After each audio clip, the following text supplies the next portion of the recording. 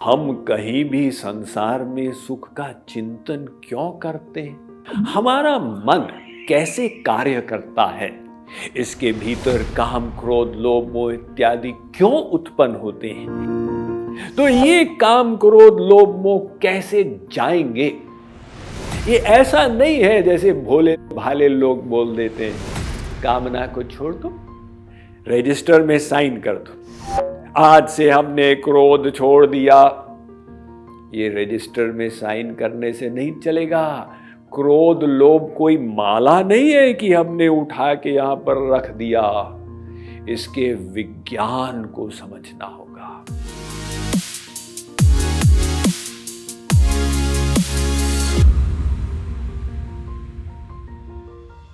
वैदिक मनोविज्ञान इतना तर्क संगत और इतना क्रिस्टल क्लियर है कि उस पर संपूर्ण वेस्टर्न साइकोलॉजी को न्योछावर कर दिया जाए। तो हम लोगों ने उसकी गहराई में जाके समझा। ध्यायतो विषयान पुंसः संगस्तेषुपजायते संगात् संजायते कामः कामात् क्रोधोऽभिजायते। श्री कृष्ण ने कहा, अर्जुन, क्रोध तब आता है जब कामना की पूर्ति में रुकावट आती है। तो कामना क्रोध का कारण बनी और कामना का कारण बनी आसक्ति। जहां मन आसक्त हो गया, बस वही वस्तु या व्यक्ति बार बार मन में आके परेशान करते। एवं मन क्यों आसक्त हो जाता है, इसका भी विज्ञान बताया। जहां हमने बार बार चिंतन कर लिया, रिवीजन कर लिया, सुख मान लिया, बस अपना ही चिंतन अपने मन को आसक्त करा देता है। तो हम कहीं भी संसार में सुख का चिंतन क्यों करते हैं? ये हमारा स्वभाव है। हम सब जीव आनंद सिंधु के अंश हैं और आनंद की इच्छा हम सब में स्वतः स्वाभाविक है। तो संस्कारवश, संगवश कहीं ना कहीं हम सुख का चिंतन करने लग जाते हैं। और एक बार वो चिंतन शुरू हो जाता है, यहां सुख है, तो अकाट्य बात है कि आसक्ति होके रहती। और जब आसक्ति हो गई तो अकाट्य बात है उस वस्तु या व्यक्ति की कामना उत्पन्न होती। और जब कामना आई तो अकाट्य है कि पूर्ति पर लोभ आता है, अपूर्ति पर क्रोध आता है। अपने स्वभाव को हम नष्ट नहीं कर पाते। आनंद प्राप्ति की इच्छा हमारा स्वभाव है। तो ये काम, क्रोध, लोभ, मोह कैसे जाएंगे? ये ऐसा नहीं है जैसे भोले भाले लोग बोल देते हैं, कामना को छोड़ दो, रजिस्टर में साइन कर दो, आज से हमने क्रोध छोड़ दिया। ये रजिस्टर में साइन करने से नहीं चलेगा। क्रोध, लोभ कोई माला नहीं है कि हमने उठा के यहां पर रख दिया। इसके विज्ञान को समझना होगा। तो इन पर विजय प्राप्त करने के लिए एक श्लोक में भागवत ने उत्तर दिया। वैसे तो वेद व्यास ने 18 पुराण में 4 लाख श्लोक लिखे, किंतु ये एक श्लोक ऐसा रहस्यात्मक है कि सारी साधना इसमें डाल दी। वे कहते हैं, विषयान् ध्यायतश्चित्तं विषयेषु विषज्यते मामनुस्मरतश्चित्तं मय्येव प्रविलीयते। ये श्री कृष्ण कह रहे हैं उद्धव से कि उद्धव, तुमने बार बार चिंतन किया संसार के विषयों में सुख है, वहां पे मन लग गया। अब बार बार चिंतन करो मुझ में, श्री कृष्ण में सुख है, तो मन श्री कृष्ण में लग जाएगा। वो चिंतन से जैसे संसार में लगा था, उसी चिंतन से भगवान में भी लगेगा। और जब भगवान में आसक्ति हो गई तो भगवान की कामना उत्पन्न होगी। उनके दर्शन कैसे करें, उनसे कैसे मिले, उनकी सेवा कैसे करें, उनका नाम श्रवण कैसे करें, उनका गुणगान कैसे सुने, ये भगवान की कामना हमारे अंतःकरण को शुद्ध कर देगी। अतः हम जो कहते हैं कामना खराब है, इस संसार की कामना अमंगल है।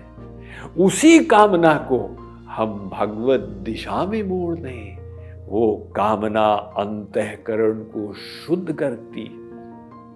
या अनुरागी चित्त की गति समझे नहीं कोय, ज्यों ज्यों डूबे शाम रंग त्यों त्यों उज्ज्वल होय।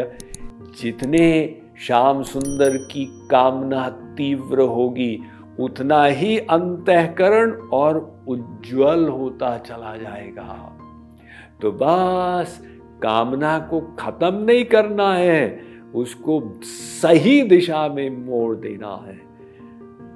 दिव्य ज्ञान की कामना हो, दिव्य प्रेम की कामना हो, भगवत दर्शन की कामना हो। और ये सब कामनाएं कैसे होंगी?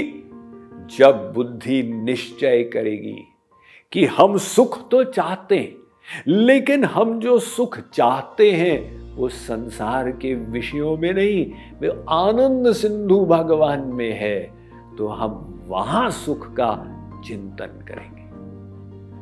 एक कथा मैंने अपने पूज्य गुरुदेव जगत गुरु कृपालु जी महाराज से सुनी।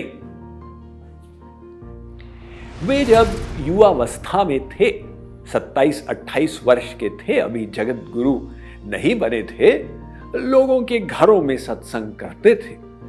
तो इलाहाबाद में अक्सर वे सत्संग किया करते थे और बड़े सीनियर गवर्नमेंट ऑफिशियल उनके सत्संगी थे। तो उनमें एक उनके अच्छे सत्संगी थे, इलाहाबाद हाई कोर्ट के जस्टिस। और वो जस्टिस साहब का जो छोटा भाई था वो डिस्ट्रिक्ट कलेक्टर था, किंतु घोर नास्तिक। तो बड़े भाई वे पक्के सत्संगी और छोटा भाई नास्तिक। हमेशा झगड़ा करता था, भाई साहब आप क्या बाबाओं के चक्कर में पड़े रहते हैं। लेकिन अब शाम का सत्संग जज साहब के घर में था, तो जज साहब अपने कलेक्टर भाई को भी इनवाइट किए हुए थे। महाराज जी वहां बैठ के प्रवचन देने लगे। सोफे पर ड्राइंग रूम में 25-30 लोग बैठे थे। कलेक्टर साहब आए तो सही है, भाई के यहां सत्संग है, आना ही पड़ेगा, किंतु नाराज होकर पैसेज में ही टहलते रहे। अब महाराज जी बुलंद आवाज में बोल रहे थे, उनके शब्द कलेक्टर साहब के कान में आ रहे थे। ने कहा भाई ये कुछ समझदारी की बात कर रहे हैं। तो अब वो दरवाजे पर खड़े होकर सुनने लगा। महाराज जी बोलते चले गए। 2 घंटे उनका प्रवचन चला। तो कलेक्टर की समझ में आया कि ये ऐसे वैसे बाबा नहीं है कि 2 रोटी खाने के लिए बन गए, नारी मुई गृह संपत्ति नासी, मूड मुड़ाई भय सन्यासी। बात तो बड़े काम की कर रहे हैं। तो एक बार बुद्धि में बात बैठ गई कि आनंद भगवान में है। श्रद्धा उत्पन्न हो गई, आनंद तो सभी चाहते। तो कलेक्टर साहब का भी मन कुछ घूम गया। अब सत्संग पूरा हुआ, सब लोग लाइन लगा के श्री महाराज जी को प्रणाम करने आए। कलेक्टर साहब भी लाइन में लग गए। तो जज साहब पहले बता चुके थे कि महाराज जी मेरा भाई क्या नाक में दम कर देता। कलेक्टर साहब सामने आए, इससे पहले कि वो प्रणाम करें, श्री महाराज जी उनके चरणों में गिर गए। अब वे कलेक्टर साहब तो हक्का बक्का हो गए। अरे महाराज जी आप क्यों शर्मिंदा करते हैं, आप इतने बड़े संसार के महात्मा त्यागी योगी, हम तो संसार के भोगी हैं। महाराज जी ने कहा नहीं, तुमने पूरा उल्टा बता दिया, भोगी तो मैं हूं, त्यागी तुम हो। अरे नहीं महाराज जी आपको सब जानते हैं। महाराज जी ने कहा मैंने कौन से सुख का त्याग किया है? संसार के विषय सुख का, किंतु संसार में सुख है ही नहीं। तुम ऐसे त्यागी हो कि तुमने भगवान का त्याग कर दिया है और संसार को अपना लिए। तो किसका त्याग ज्यादा बड़ा है? महाराज जी ने कहा कि जैसे भी ऐसा बोले वो कलेक्टर महाराज जी के चरणों को पकड़ के बच्चों के समान रोने लगा और फिर उसके बाद अपने भाई से भी अधिक स्पीड में सत्संग में चलने लगा। बस बात समझ में आ गई कि सुख तो चाहिए, किंतु असली सुख आनंद सिंधु भगवान में है। तो जब हम सही जगह सुख का चिंतन करेंगे, सही आसक्ति होगी तो सही कामना पैदा होगी, और जब वो सही कामना की पूर्ति होगी तो दिव्य लोभ होगा। सीताराम चरण रति मोरे, अनुदिन बढ़हि अनुग्रह तोरे। वो अंतःकरण को और शुद्ध करेगा। और यदि दिव्य कामना की पूर्ति हुई तो दिव्य क्रोध होगा। हा रघुनंदन प्राण प्रीते, तुम बिनु जियत बहुत दिन बीते। अपने ऊपर मैं कैसा अधम हूं, इतने दिन हो गए फिर भी राम नहीं मिले मुझे। तो ये काम क्रोध लोभ मोह जो दुश्मन बने हुए थे, जब हम इनको भगवान की दिशा में घुमाएंगे, ये हमारे मित्र बन जाएंगे। ये एक बहुत बड़े रहस्य की बात हमने समझी।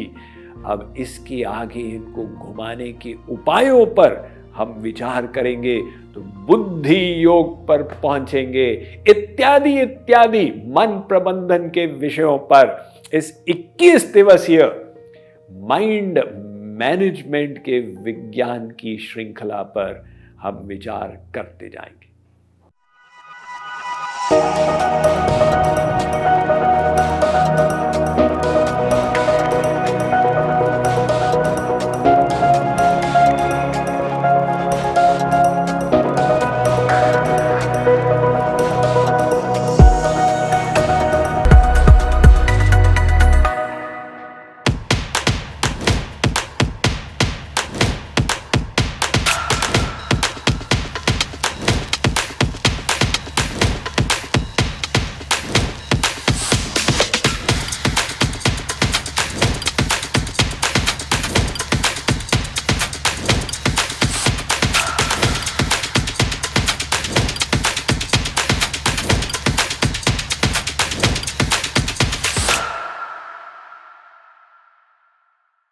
Mind management, life transformation, power of thoughts आदि प्रेरणादायक एवं आध्यात्मिक वीडियोस के लिए सब्सक्राइब करें स्वामी मुकुंदानंद हिंदी यूट्यूब चैनल को और बेल आइकन को अवश्य दबाएं ताकि आपको ये वीडियोस मिले सबसे पहले।